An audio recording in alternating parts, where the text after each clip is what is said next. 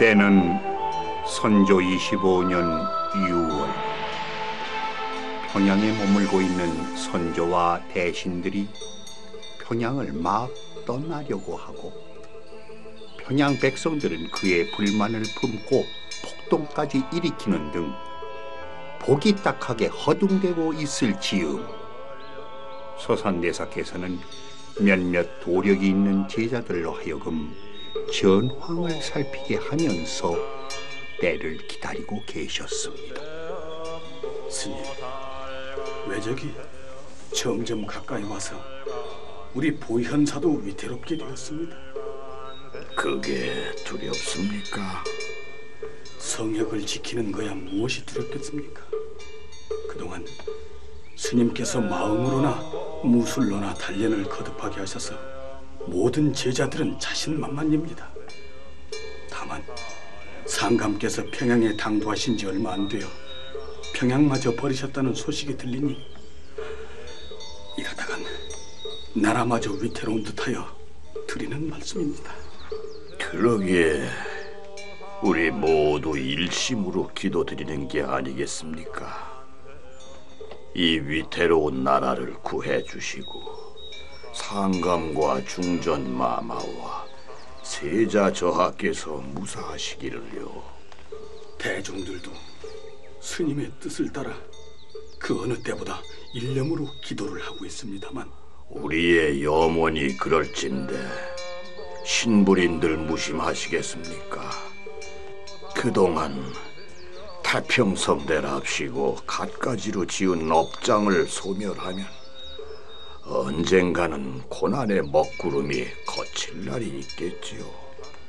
이 말씀에 비추어 보면 대사께서는 그때까지도 시국을 절망적인 것으로 보고 있지는 않은 듯 했습니다. 주지스님은 다시 궁금해서 여쭈었죠. 일부 젊은 스님들은 언제 의승군으로 출병하게 되느냐고 어서 한번 외적과 겨뤄보고 싶다고 팔을 걷어붙이고 있습니다. 그래서 살생이라도 마구 저지르고 싶다고 그러던가요? 그러게 하겠습니까? 그저 젊은 피가 들끓어서 하는 말이겠지요. 기다리는 겁니다. 때는 꼭 오게 되어 있으니까요. 이렇듯 대사께서는 느긋하게 때를 기다리고 계시는데, 그러면 이때 평양은 어떤 상황에 놓여 있었을까요? 기록은 이렇게 적고 있습니다. 백성들의 폭동은 왕이 계시는 국문 앞까지 이르렀으나 감사 송언신이 주동자 3사람을 베니 나머지는 흩어졌다. 이때 모든 신하들은 겁이 나서 얼굴빛을 잃었다. 유성룡이 섬돌 위에 서서 손으로 그곳 나이 먹은 지방 관리를 불러 타일렀다. 너희들이 힘을 다해 굳게 지키려는 것은 충성스럽기는 하나 어찌 국문까지 놀라게 한단 말인가? 조정에서 방금 성을 지킬 공론을 하고 있으니 너희들이 진정하지 않으면 죄를 면하지 못하리라. 이에 백성들은 즉시 병기를 버리고 머리를 조아리고 사과하고 물러났다. 10일에 행차가 평양을 떠나 영변으로 향하는데 최흥원과 정철이 따랐다. 윤두수, 유성룡, 김명원, 이원희, 그리고 감사 송원신, 병사 이윤덕 등에게 머물러 평양을 지키라 명했다. 행차가 수난을 지나 저녁에 숙천에 이르렀다. 그러나 조정 공론이 국사가 이미 급해서 행차가 북도에 갈 것도 역시 기약할 수 없으니 중전만이 어찌 홀로 북도로 가겠는가. 영변으로 돌아와 형세를 보아 거취를 정하는 것이 옳다 하여 임금에 쫓았다. 임금이 여러 신하를 불러 계책을 물으니 이항복, 이덕형은 다투어 아뢰었다. 전하, 일이 급하오니 신등을 시켜 단기로 명나라에 달려가서 글을 올려 구원을 얻도록 하기를 청하나이다. 이렇게 다투기를 밤까지 이르렀으나 임금은 말도 않고 결정하지 못하다가 마침내 이덕형을 시켜서 청병하게 하였다. 이리 해서 이덕형이 떠날 때 이항복이 남문에서 전별하는데 이덕형이 날랜 말이 없어 주야로 빨리 못 감이 하니로다 한즉 이항복이 즉시 탔던 말을 풀어주면서 말을 했습니다.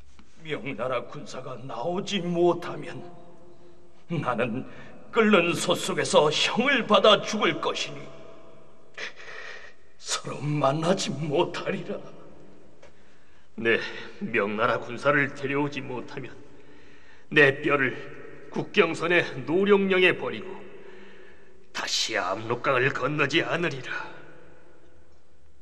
역사 기록은 다음으로 이어집니다.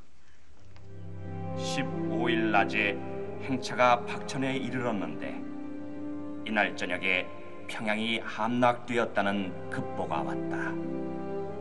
중전은 덕천으로부터 정월 무렵에 도착하여 임금과 중전이 급히 출발하였다. 세자는 종묘 위패를 모시고 산이 험한 군으로 향하였다.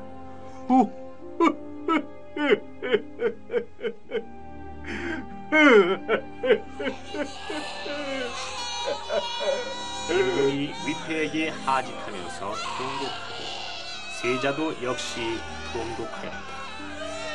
행차가 떠날 때 세자가 절하고 하직하니 호종한 관원들이 울음을 터뜨렸고 하인들도 옷깃을 적시지 않는 자가 없었다. 세자가 이날 통곡하면서 강계로 향하였다. 이날 평양성이 함락됐다. 밤 5경에 가산에 이르렀다. 이날 저녁에 유성령이 와서 평양을 지키지 못한 것을 보고하였다. 이때 조정 신하로 행차를 따른 자는 겨우 10여 명이었다. 이때 위장 이환과 성수익 등이 잇따라 흩어져 가고 행차를 따르는 자는 오직 나인과 넷이 되어섯 뿐이었다.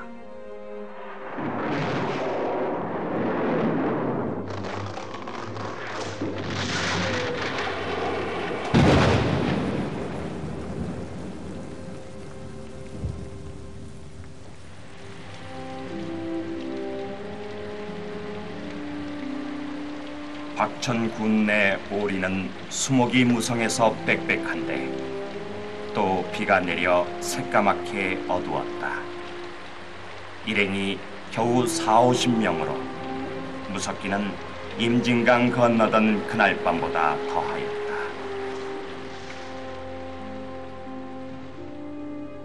17일에 정주에서 유했다.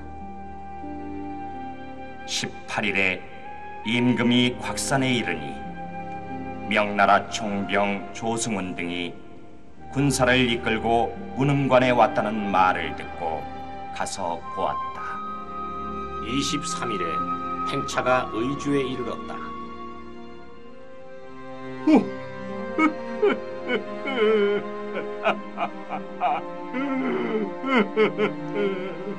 의주에 당도하신 선조는 동쪽으로 향해 통곡하고 서쪽을 향해 사배를 올렸습니다. 그리고 용망관에 이르러 목사가 거처하던 곳을 행궁으로 삼지요.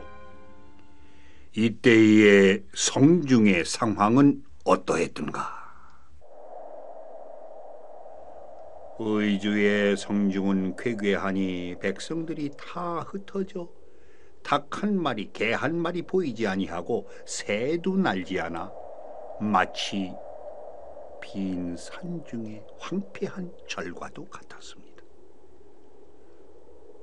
호정한 관원 수십 명은 행궁 근처에 나누어 잤지요.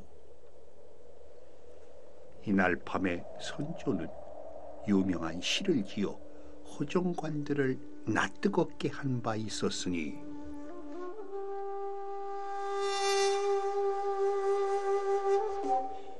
간산달에 통곡하니 압수 바람 마음 아파라.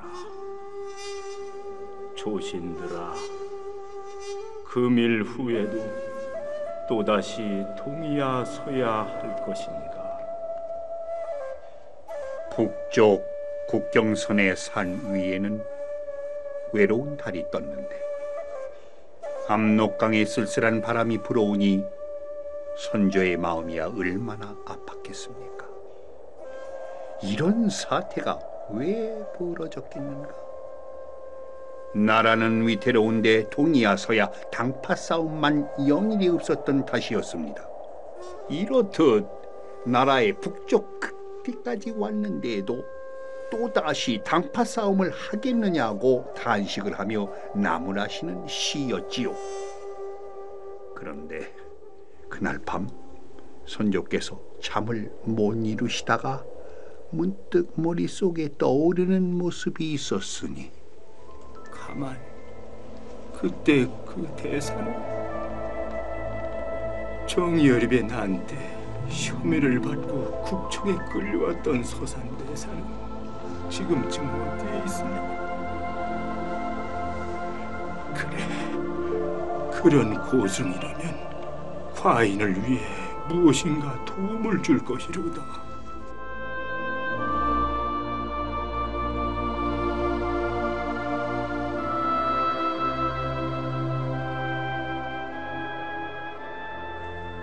날이 새자 선조는 당장에 분부를 내리셨습니다. 여봐라, 곧 사람을 보내어 묘양산에 있다는 서산대사를 찾아오도록 해라.